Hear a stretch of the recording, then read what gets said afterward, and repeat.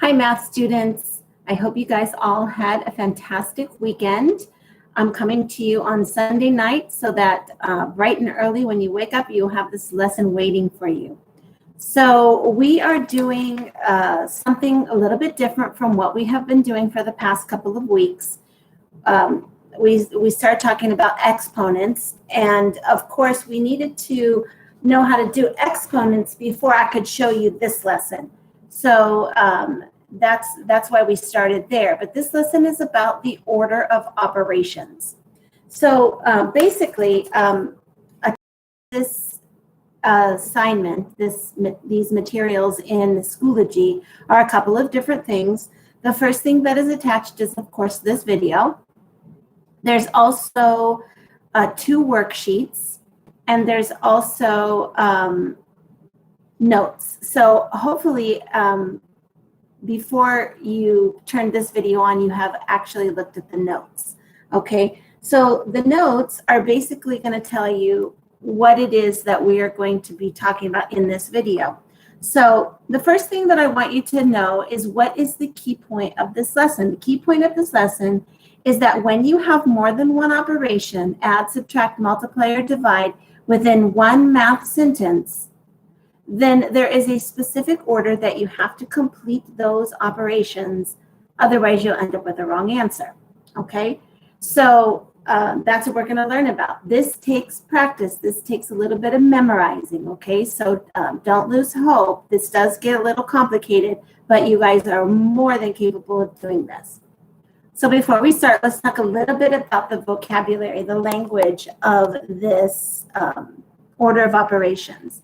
The first word that's in your notes is parentheses. Parentheses are the marks, punctuation marks, that look like this. Those are parentheses. Those are also called grouping symbols. What that means is that everything that's in the middle of those symbols, those parentheses, will come little c's and a backward C like this. Anything that's in the middle is considered as a group. It's not considered as individual numbers. It's considered in a group. Why is that important? That's important because in the order of operations, anything that's inside of a parentheses needs to be done first. Okay? We'll get more to that in a second. The next word is exponents, which we have been talking about for the past 2 weeks. So exponents are basically a certain number raised to the power of another number. The example that we've been using most often is 5 to the power of 3 or 5 cubed. Okay, just a quick review. That basically means 5 times 5 times 5, right? This is exponent form, and this is expanded form. Right? The 5 is our base and the 3 is our exponent. The whole thing is called a power. That's a review. But we needed to know what an exponent was because an exponent in an equation, a math equation, has its place in the order as well. That comes second, okay? And then the last word, vocabulary word that I want you to remember is the word equation. Equation is a word that is used to describe a sentence that is set to to an equals sign.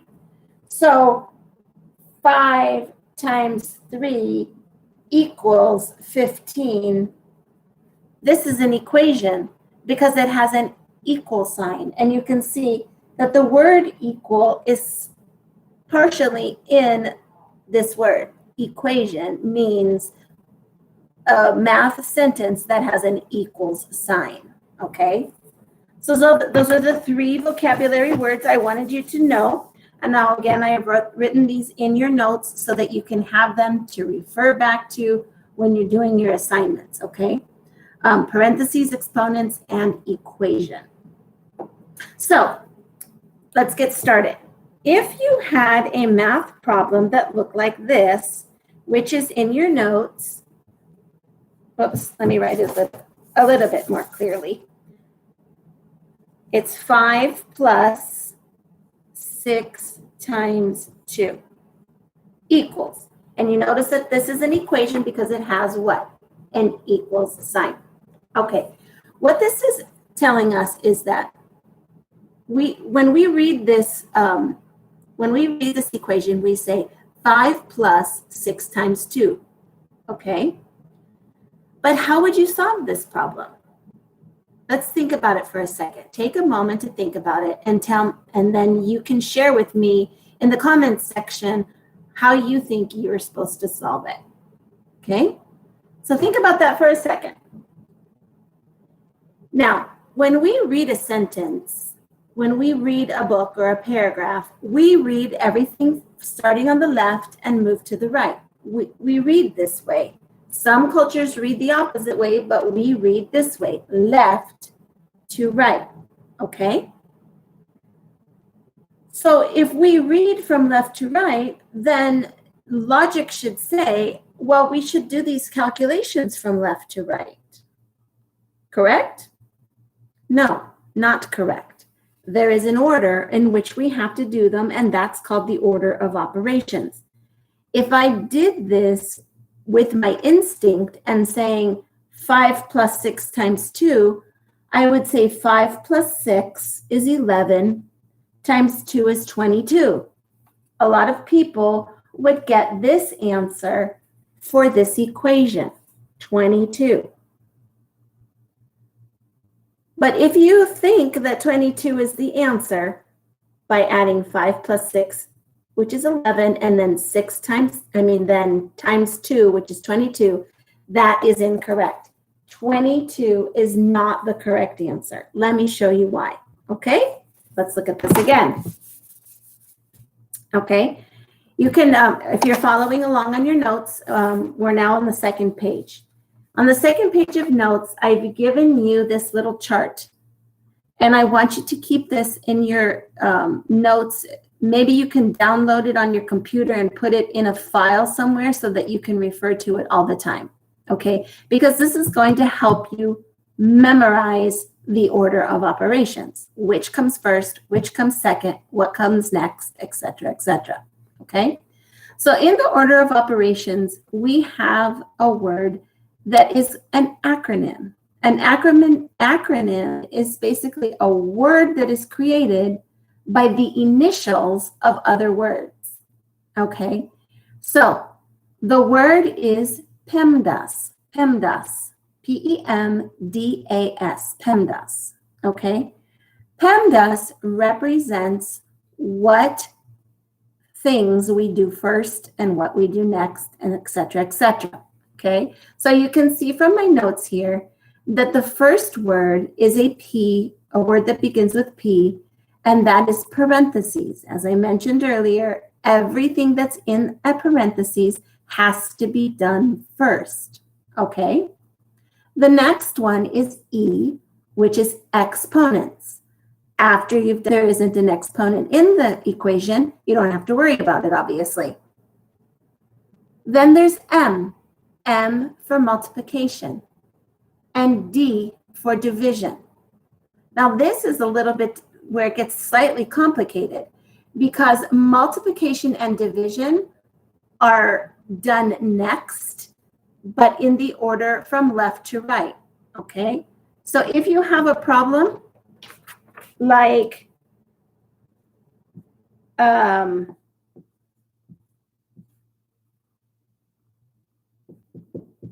this, if you had a problem like this, you would do the 5 times 3 first because it's in parentheses. But if it weren't in parentheses, if it was just like this, you would still do the 5 times 3 first because it comes first in the sentence, in the equation, okay?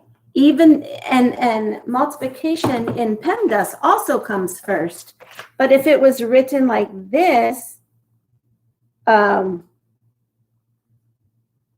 if it was written, oh, sorry, hold on. If you had 15 divided by 3 times 2, just for an example, if you had it this way,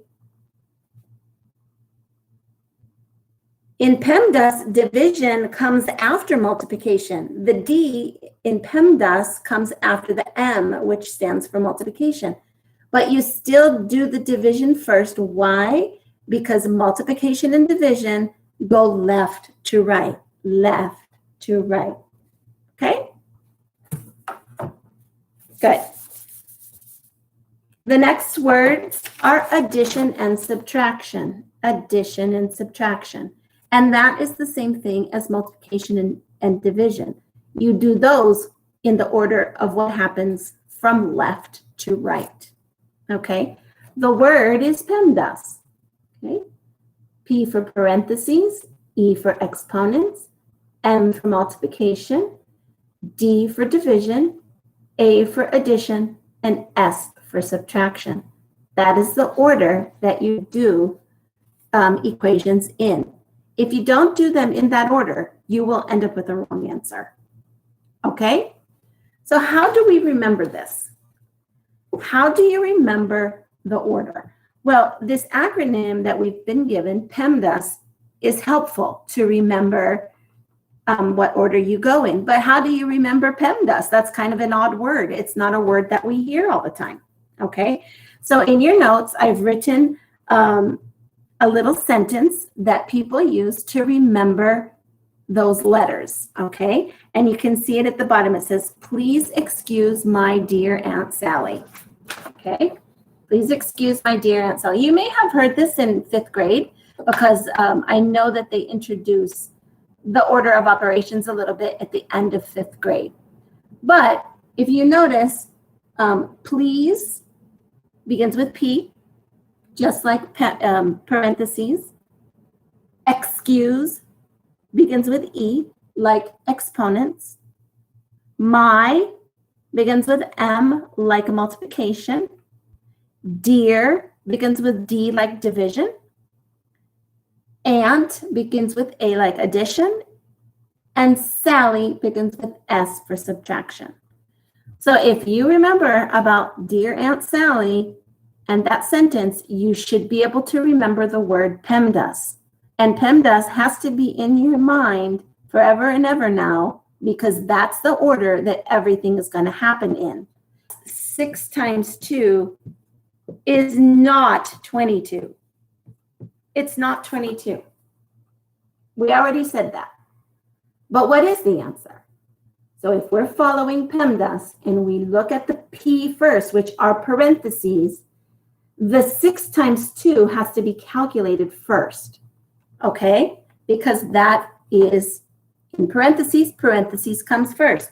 So what is 6 times 2?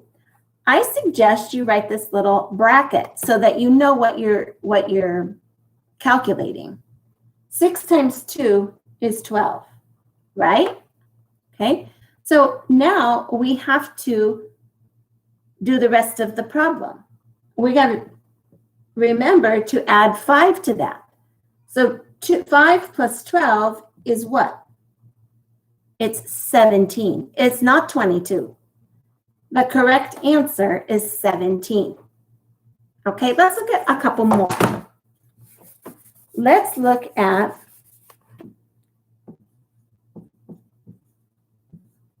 um, 3 times 2 plus 4. Okay. 3 times 2 plus 4. What am I going to do first? Okay. What I'm going to do first is the P, which is parentheses. What is inside the parentheses? 3 times 2. What is 3 times 2? 3 times 2 is 6. Then I have to add the 4. And 6 times 4 is 10. The answer is 10. Okay. If I just did this going left to right, I would say 3 times 2. In this case, it works out. 3 times 2 is 6, plus 4 is 10. Okay? But it doesn't always work out that way. So you have to make sure you do it in the right order. Okay? Let's look at one with exponents. Okay? Um,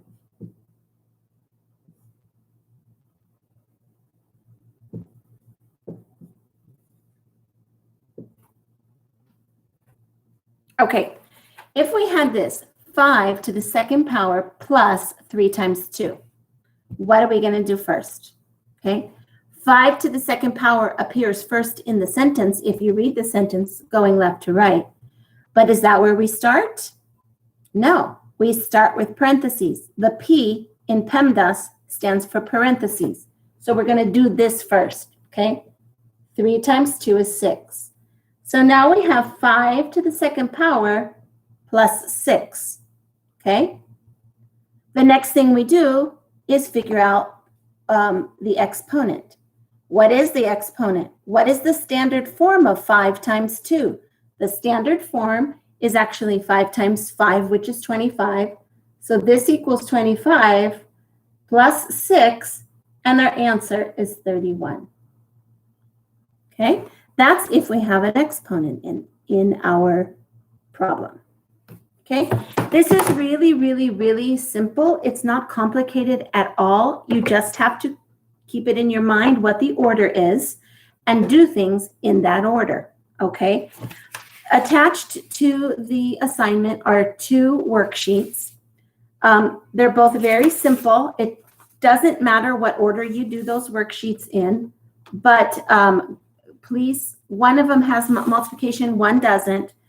Please do them both. Submit them to me using Kami, okay?